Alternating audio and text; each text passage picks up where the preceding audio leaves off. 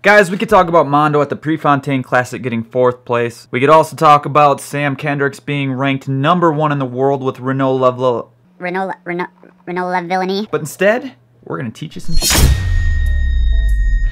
Welcome to the Pole Vault Vlog, where we talk everything pole vaults. If you're new here, you should vault right over that dislike button and hit that like button. If you think these are stupid, the subscribe button is also the dislike button, so click that button too. If you're already subscribed, welcome back, my friend. The last couple of weeks I've been talking about VS Athletics. VS Athletics helps support these and helps me continue to keep making them. So if you guys need track and field equipment, shoes, poles, whatever, go to vsathletics.com. There's discount codes in the description below. And the coolest discount that's been happening lately is if you buy 3 poles from Gil, you get 1 free. Whoa! Holy crap! But not carbon poles. Don't worry, carbon poles, you're still special. As of right now, there are 4 camps locked and loaded and other ones still in the works. They are right here. For more information, if you guys want to sign up, head over to team-hoot.com, and in the upper right-hand corner on that very first page, it'll say Camps and News. Click on that and it'll show you how to get all the information on all this other stuff. I'm really excited about this. I get to travel around, meet new people, meet new vaulters, meet new coaches, and do what I love. So let me meet you too, because I want to meet you. If you watch these, you're part of Team Hoot, I want to hang out with you. It's also in the description of this video if you just want an easier way to do it. Just go to the description of this video and bam, you're right there. Guys and gals, let's learn something about pole vault today. One of the most common questions I get is, hey Shawn, I have this pole and that pole. I've been jumping on this pole. If I jump on that pole, am I gonna die? Or something along those lines. They come from coaches. So, this video is here to help you out with that. Things you need before we start. You need at least 2 poles. You need knowledge that 3 inches of grip equals roughly 5 pounds. You need to be in either a vaulter or a coach. I can do better than that. I'm hilarious. You need a 2nd grade math education level.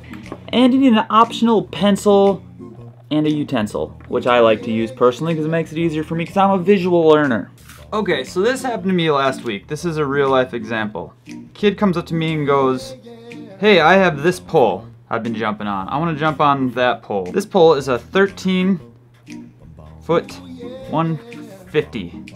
That pole, 145. What do you do? I like to go, let's say you're on that 13-foot pole, right? So I like to go 113.9, 13.6, 13.3, 13. That's the number we want to get to. So we have 55, 60, 65. 15-pound difference. So if you keep the grip the same, if you keep one thing the same, you can see what the difference is in pole. So this is a 15-pound jump. I like to go, when I do this, I like to have a 5 to 10 pound jump. Anything bigger than that, it gets kind of a little sketchy. So if you can stay around this area, you're good. Some people don't have poles, so 15 could be okay. I'd say the kid would be fine as long as he's landing deep in the pit. That's kind of how I do it. Take this bigger one and work your way back down to the grip. This, think of this as grip, not the pole. Grip. Wait. Does this make sense? Just work your way backwards and you'll be good to go. That's a way to do it. I will separate this so coaches can use it, and we're rolling again. Does that look like anybody's coach out there? Get your plan up! Guys, before we do the vault reviews, this is a little public service announcement. You guys can skip through this if this doesn't attain to you, but I feel like it's very important. Here's what I've seen through half of my life of pole vault, of people trying to put on pole vault events. You're a pole vaulter, a club, a coach, just somebody who is passionate, who is in the pole vault community. You want to grow the sport. It's so awesome. You want other people to know about it. You want it to just blow up, and it's not big enough right now for you. So you create a mall vault, a beach vault, a street vault, a fair vault, a cave vault, some kind of vault so people can see this amazing sport. You have a rough outline of how it's going to work, but you're kind of figuring it out as you go. You find out how much it costs, the details, what you need to get elites to show up, all the little details. You're figuring it out. You find that the cost is a little bit more than you anticipated. You find that it's a lot more hours than you anticipated. As the meet gets here, they can barely keep their eyes open. They stayed up all night making sure everybody was taken care of. They made sure the pits were set up before everyone got there. They were making sure all this stuff happened. They're running on 0 sleep, caffeine, and donuts. And when the event is over, they learned that they could do it. So at the end of all of this, you're faced with a choice. Yup, we're gonna do it again. Or, F that, I'm out. Now, I'm gonna share 2 things that I've seen happen over and over and over and over and over again. That if these 2 things were just realized and tweaked a little bit, these events would be more successful. The financial woes and the stress of the event are the #1 reason people stop doing them. They're like, I'm out, that was enough for me. And because these pole vault community is so caring and wonderful and nice, they try and give this stuff away for free. They're like, oh, we'll just let this guy in. Oh, I'll just take it out of my own budget. Oh, I'll just pay for that. I'll just pay for this. I'll just pay for that. And as what ends up happening is that's financially draining. That it just wears you out. Money is the energy that these things need. It's like telling an elite pole vaulter or any pole vaulter to go to a track meet for a whole day and not eat for the week before. Money is the fuel to keep these things going. And by taking it away from you, it makes it so you can't do the event, and the event ends up dying. It would be better if I could give it away for free. Yes, but that's not the world we live in. You need that energy. The second thing is stress. This isn't perfect. This isn't the way I had it pictured in my head. But my response always is, just like the pole vault, if you do it again, you're going to be a little bit better. And if you do it again after that, you're going to be even better. And if you do it again, you're going to be even better. Every attempt gets easier. And you end up finding that what you did was 100% successful. You are bringing attention to the sport and getting more people in it. But you have to do it more than once. And you have to find a way to not bleed money out of it. With that said, I got to do a mall vault a few weeks, maybe it was months ago now? A long time ago, and my hard drive crashed. But I made a rough draft copy of it, and that's the only thing that survived of all the footage. I took 2 hours of footage, and this is all that survived. But they haven't wanted me to post it because it's not perfect and things aren't going, and they want it to be, it's not going to get perfect. This is as good as it's going to get, and the more, so I'm just going to launch it out here. This event was awesome, and it did exactly what they wanted to do. By not showing it, you're taking away what you started this whole thing as in the first place.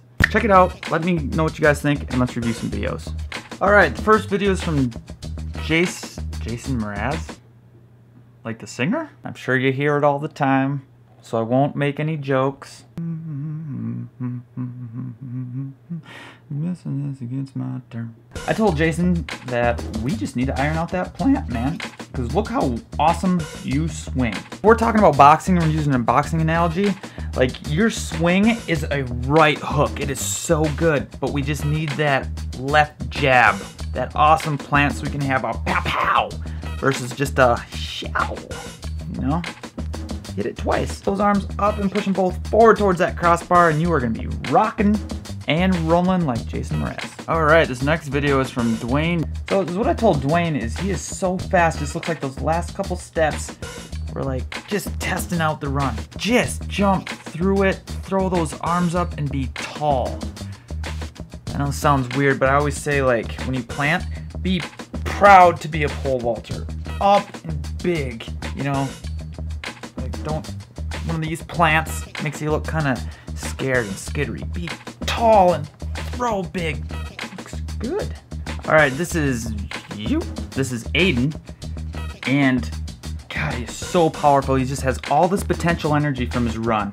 It's so fast. He's just not using any of it. So it's like those last couple steps get a little long, and he's a little tight at the takeoff, which takes more of that energy that he built up out of it. So let's just keep the speed through the plant and the takeoff and the box. Attack that box. It's talking crap about your mom. And then you're gonna start using that. You're gonna have to go up the grip, go up poles, go all this other fun stuff. And it's gonna be good, man. Gonna be real good. All right, another from the same coach, different kid. This is Shawn. Did your name, man. Good job, man. Like both athletes just look like they're holding a little too low. And then they're just a little tight at the plant. Yeah, they just kind of hit the pole and they're pulling down on it just tall and move it up. Like, how big of a circle can you make with that top hand and pull it around? Like, I always joke that your right hand, your top hand, is like your ex-girlfriend or boyfriend. The last thing you want is it to be close to your face, to your body. So get that nastiness away from you. You're gonna be rolling, man. So I gave him my plant video and I also sent him my swing video. So if you fix that plant first, then the swing, you're gonna be rolling, man. Let's do the last one here. We have Casey. Let's check this out. Good jump, man. So it looks like they all kind of have that same little problem. It's that just iron out attacking the plant and just running through the box. No, the box isn't the finish line. The box is like the 90 meters in a 100-meter race. You need to go through it, through that box, and get those arms up in front of your head. They're all kind of hitting the box just like this a little bit, which is all right. It's pretty common. You know, I run into kids like that, do that all the time. So instead of hitting it here, think about hitting it here with their chest. You know, they feel like they're hitting it with their chest, but it's turning their body. You want to feel that stretch in your chest right here. You guys are going to be rolling, so attack that, wall plants, swing for distance. That's it. Good job, guys.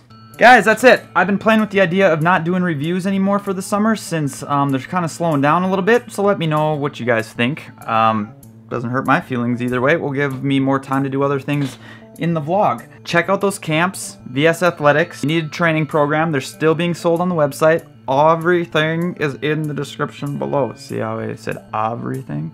Because I was going to say all, but then the last second I decided to say ev, and it came out everything. My brain is faster than my mouth. I will also launch that mall vault video, which I think turned out great. So leave a comment. Let me know what you guys think. Tell Carl what you think about the event, and I will cut out the educational part because you guys seem to like that, and you guys voted and you liked it, and then people are still asking me, hey, why are you doing that? People like it. I'm sorry. I'm just trying to make you like me. With that being said, life is meant to be experienced, and curiosity will get you there. We'll see you next week.